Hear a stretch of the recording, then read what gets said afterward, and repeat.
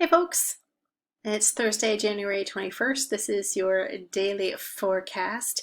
The first thing I want you to do is to head over to the Interest channel and read and respond to your peers' post. I would read and respond to all of them, but it's up to you. That's the only time I'd really ask you to do that because I think there are only, I don't know, 8 or 10 of us. Not a lot. So feel free to say hi, chat around. This day isn't very busy.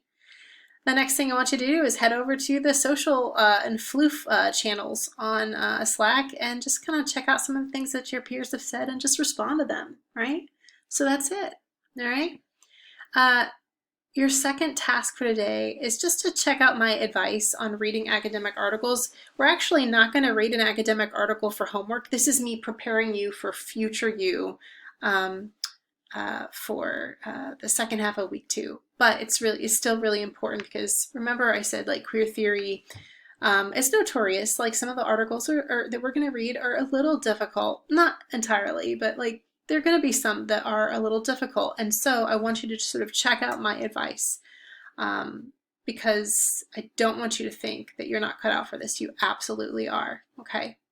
I read things sometimes like now. I have a whole PhD, friends, and I'll be like, what the fuck did that just say, right? So just sort of know that it is not you, okay? Like this is just, it's just part of it, right? So after you read that advice, the next thing that I want you to do is I want you to actually check out this active reading model. So there's something that I'm going to assign frequently, right? Always for homework, or at least often for homework, where I'm going to ask you to basically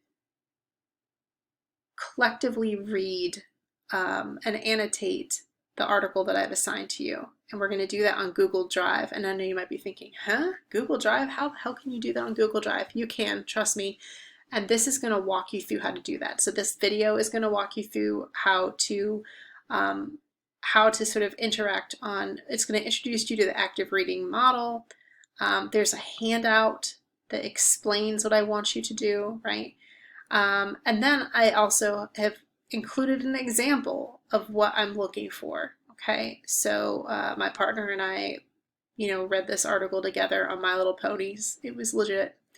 And yeah, and we sort of modeled what I'm looking for in terms of this active reading model. It's going to end up making reading your homework a communal experience and really really engaging and helpful.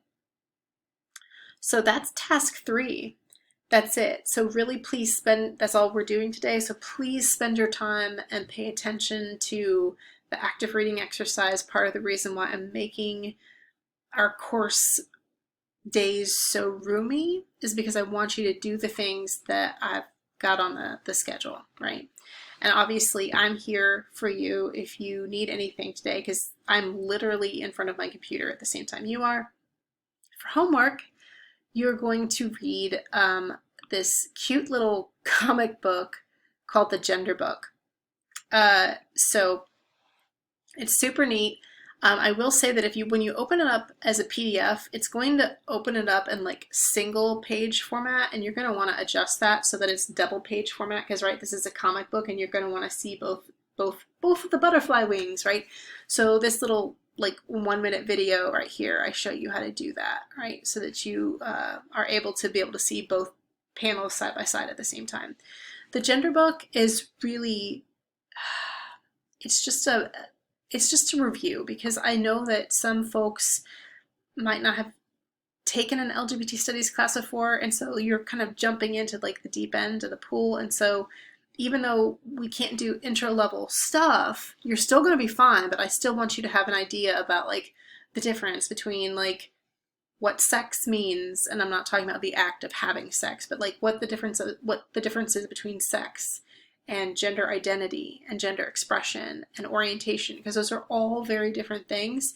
And if you don't know the difference between those things, it could get really confusing later on. So this is really a very whimsical way to make sure that we are all dealing with common vocabulary, if you will. Okay, my friends? I will see ya in Slack and everywhere else. Let's have a good day. All right. Take care.